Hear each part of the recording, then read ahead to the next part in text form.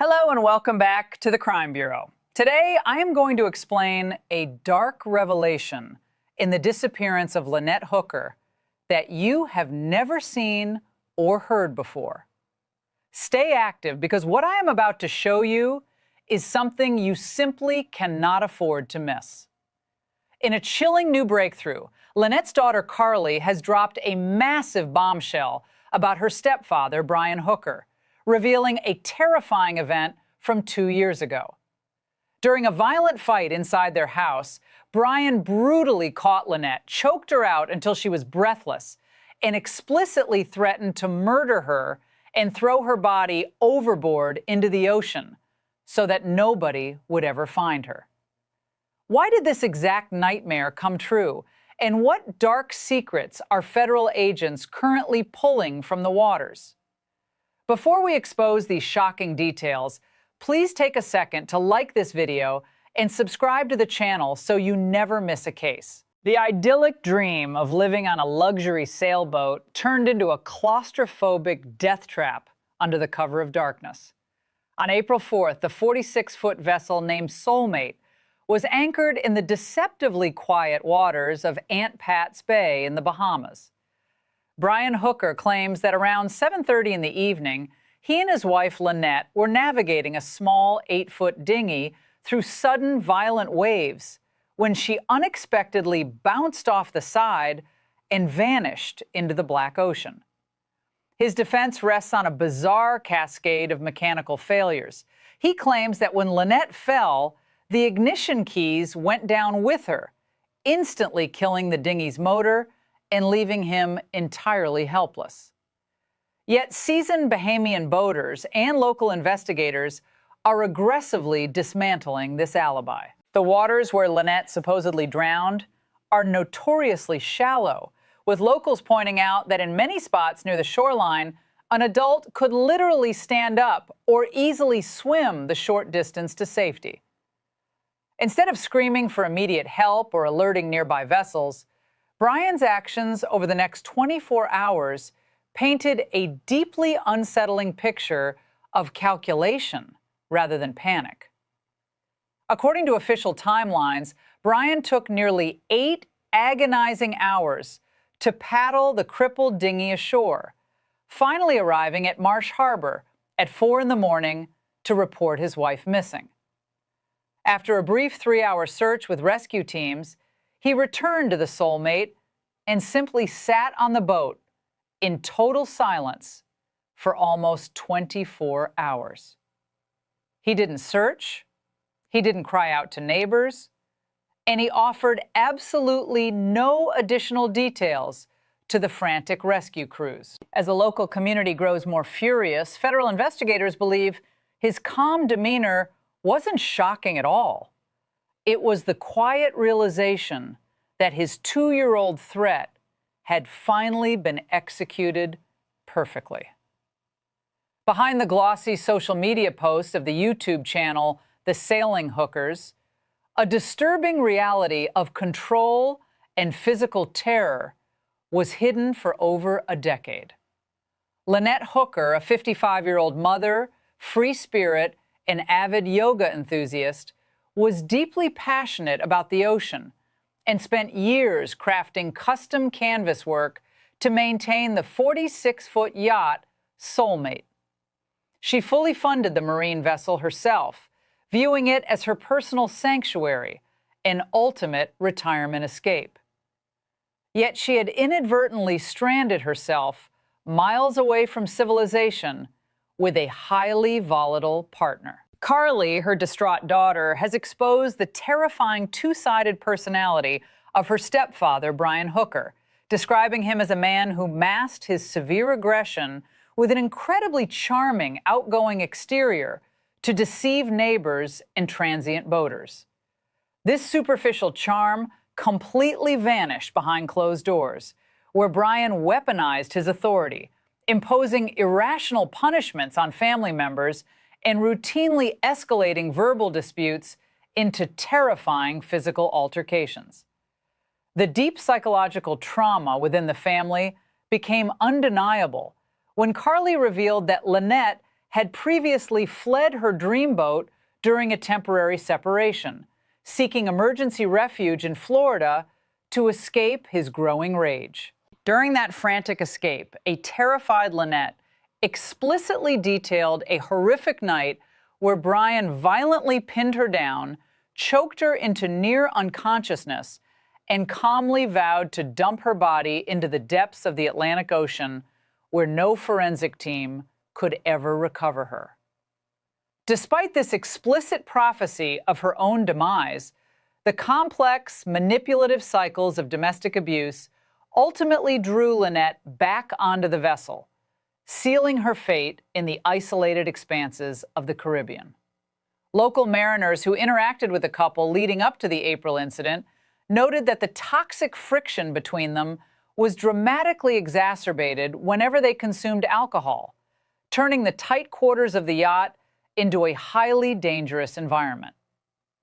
When Lynette vanished into the black waters of Aunt Pat's Bay, Brian immediately attempted to shape the public narrative, painting himself as a grieving, broken-hearted husband, desperately battling unpredictable wind currents to rescue his soulmate. This sudden public display of immense grief stood in direct contrast to his actual behavior on the water, where he deliberately chose to sit in total isolation aboard his anchored yacht for an entire day while rescue teams searched. Why did a supposedly panicked husband refuse to look his stepdaughter in the eye? And what dark secrets are federal authorities about to uncover within the structure of the boat?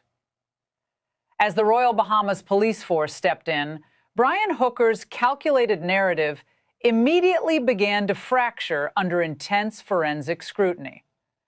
Local authorities refused to accept his bizarre story of a drifting dinghy and a missing safety lanyard, swiftly taking the 59-year-old husband into criminal custody. For 5 grueling days, investigators interrogated Brian in a high-stakes effort to extract the truth behind Lynette's sudden disappearance. In a highly unusual move, Bahamian detectives marched Brian back onto the open water in heavy handcuffs to conduct a mandatory forensic reenactment of the fateful night. During this tense walkthrough in choppy seas, a bizarre incident occurred where Brian suddenly lost his balance and plunged directly overboard, injuring his knee before being dragged back into the police vessel.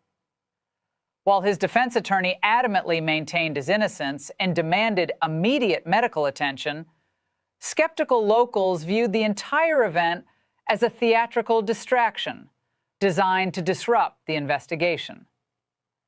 Due to a lack of physical evidence at the time, Bahamian prosecutors were forced to release him without formal charges, and Brian immediately fled the islands, breaking his public vow to never stop searching for his missing wife.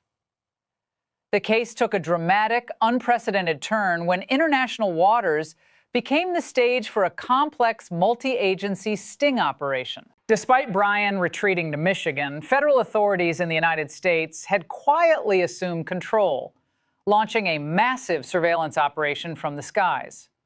Air Station Miami aviation assets tracked the 46-foot yacht Soulmate as it abruptly departed Marsh Harbor under the command of a private captain hired by Brian to quietly sail the vessel back to Florida.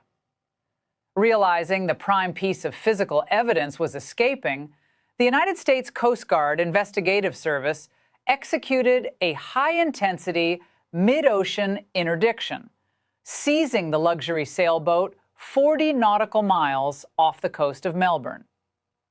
The federal seizure turned chaotic when the yacht's engine completely failed at sea, forcing a Coast Guard cutter to tow the ghost ship through the Fort Pierce Inlet. Once docked, federal agents immediately wrapped the entire vessel in yellow crime scene tape, executing a comprehensive forensic raid to scour the cabins for blood splatter, digital data, and hidden electronics. What terrifying secrets did the forensic teams pull from the woodwork of the Soulmate?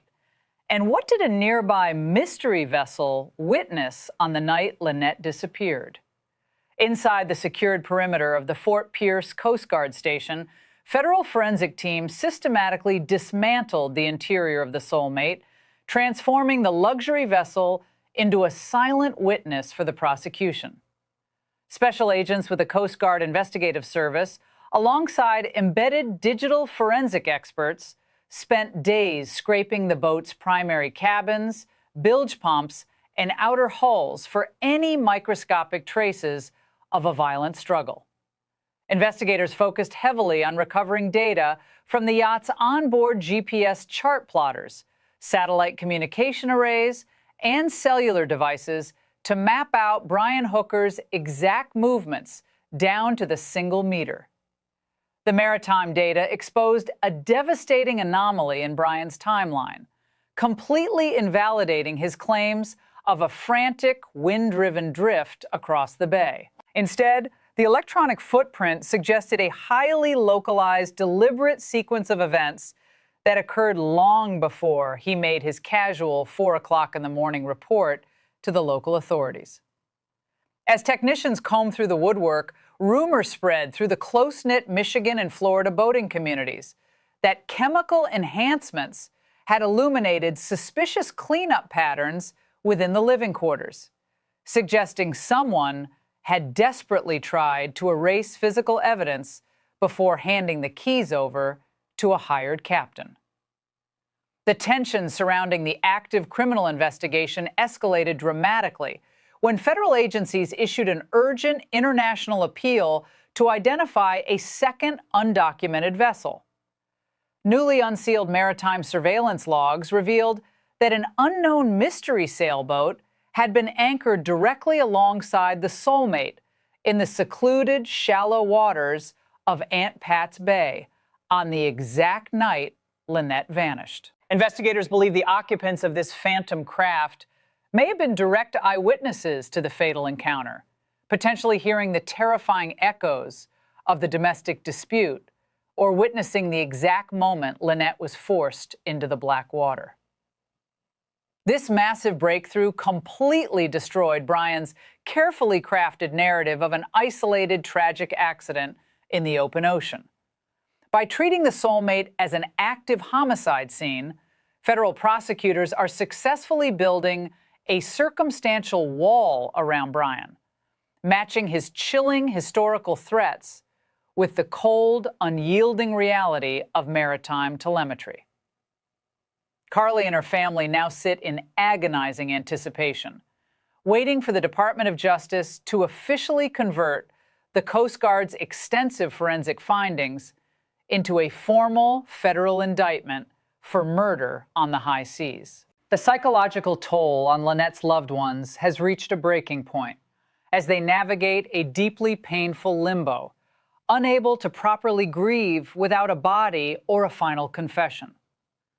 Karli openly refuses to acknowledge Brian's superficial text messages, choosing instead to cooperate fully with federal investigators to ensure her mother's vibrant legacy is not buried in a shallow Bahamian grave.